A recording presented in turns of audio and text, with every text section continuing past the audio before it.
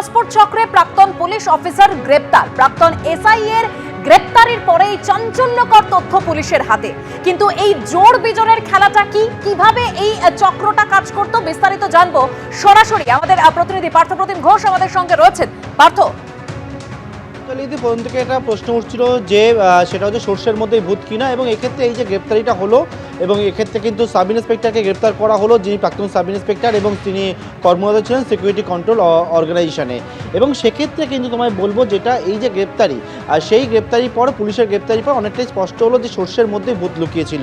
তদন্ত করতে গিয়ে এনার যে ভূমিকা পেয়েছেন সেটা হচ্ছে অভিযুক্তদের সঙ্গে এনার সরাসরি একটা যোগাযোগ। কিন্তু জোর বিজয়ের খেলাটা কি? জোর বিজয়ের খেলাটা হচ্ছে, দেখো যে পাসপোর্ট জালিয়াতি করতে গিয়ে তারা কিন্তু গোটাটা একবারে পূর্ব পরিকল্পনা মাফিক একবারে তারা এই গোটা কাজটা করছিল। এবং সেক্ষেত্রে যে কবে ইন্টারভিউ দিতে গেলে, অর্থাৎ পাসপোর্ট অফিস ইন্টারভিউ দিতে গেলে সেক্ষেত্রে কোন ডেটে পড়বে তাদের ফাইলটা রেডি হবে, অর্থাৎ জোর তারিখ ধরো 2, 4, 6, 8 এই তারিখে কোনো মাসের, বা বিজোড় তারিখ 1, 3, 5, 7 এরকম। এবং এই ক্ষেত্রে কিন্তু তারা চেষ্টা করতো জোর তারিখে যাতে তাদের ফাইলটা তৈরি হয় সেই রকম কিন্তু পুরো পরিকল্পনা অনুযায়ী করতো। কারণ কি, জোর তারিখ অর্থাৎ 2, 4, 6, 8 এই তারিখে যখন ফাইল রেডি হয়, সেই ফাইল ভেরিফিকেশনের দায়িত্ব থাকে যারা, সেটা হচ্ছে সিকিউরিটি কন্ট্রোল অফিসের যিনি ভেরিফাইং অফিসার তিনি। অর্থাৎ এক্ষেত্রে আব্দুল হাইক তার কাছে কিন্তু এই ফাইলটা এসে পৌঁছাতো, তেমনটা কিন্তু জানা যাচ্ছে। এছাড়া বিজোড় তারিখ যেটা 1, 3, 5, 7 সেটা সংশ্লিষ্ট থানা রয়েছে যাদের পাসপোর্ট ভেরিফিকেশন হবে, সেই সমস্ত থানাতে সেই ফাইল গিয়ে পৌঁছাতো।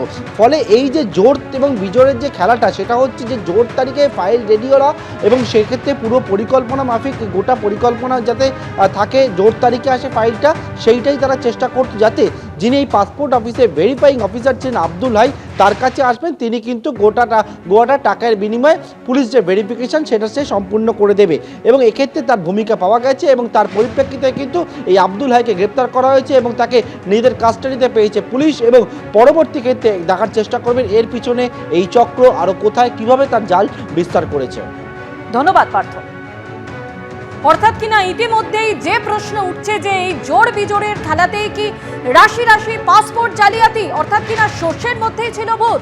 গ্রেপ্তার হয়েছে, আপনারা জানেন যে পুলিশের প্রাক্তন এসআই যিনি পাসপোর্ট ভেরিফিকেশনের সঙ্গে যুক্ত ছিলেন, পাসপোর্ট সেকশনে কাজ করতেন, 1 বছর আগেই অবসর নিয়েছিলেন আব্দুল হাই, তাকে গ্রেপ্তার করে কলকাতা পুলিশের গোয়েন্দা বিভাগ এবং আজকে তাকে আদালতে তোলা হলে 19 তারিখ পর্যন্ত তাকে পুলিশ হেফাজতের নির্দেশ দেওয়া হয়েছে।